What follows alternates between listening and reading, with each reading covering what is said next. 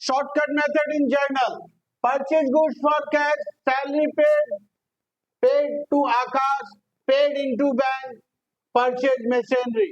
सारा कैश में पे किए, क्या करना होगा, ये जितने भी है सारा डेबिट हो जाएगा, कैश में पे कर रहे हो कैश क्रेडिट हो जाएगा।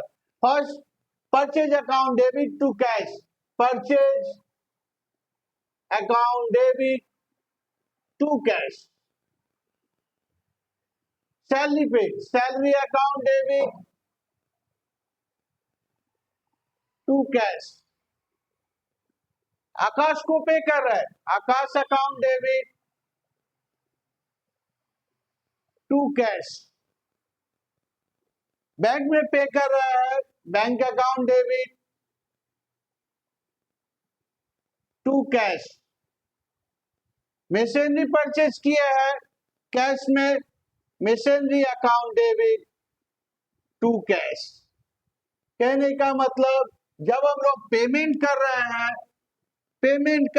कैश में, तो कैश क्रेडिट हो जाएगा और जिस पर्पज के लिए पे कर रहे हैं वो डेबिट हो जाएगा।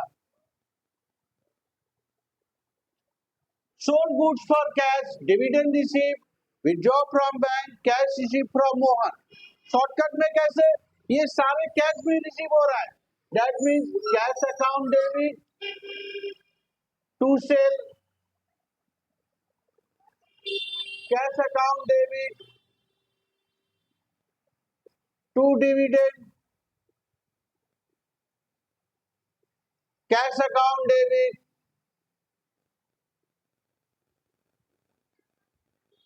टू बैंक,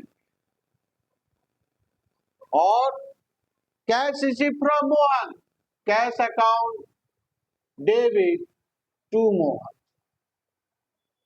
कहने का मतलब जब भी हम लोग रिसीव करते हैं, अगर कैश में रिसीव कर लिए तो हमेशा कैश डेबिट होगा और जिस पर्पज के लिए रिसीव कर रहे हैं वो क्रेडिट होगा। सेल किया है, सेल क्रेडिट हो गया, डिविडेंड रिसीव किया, डिविडेंड क्रेडिट हो गया, और बैंक से पैसा निकाले हैं, बैंक गिवर है, क्रेडिट हो गया।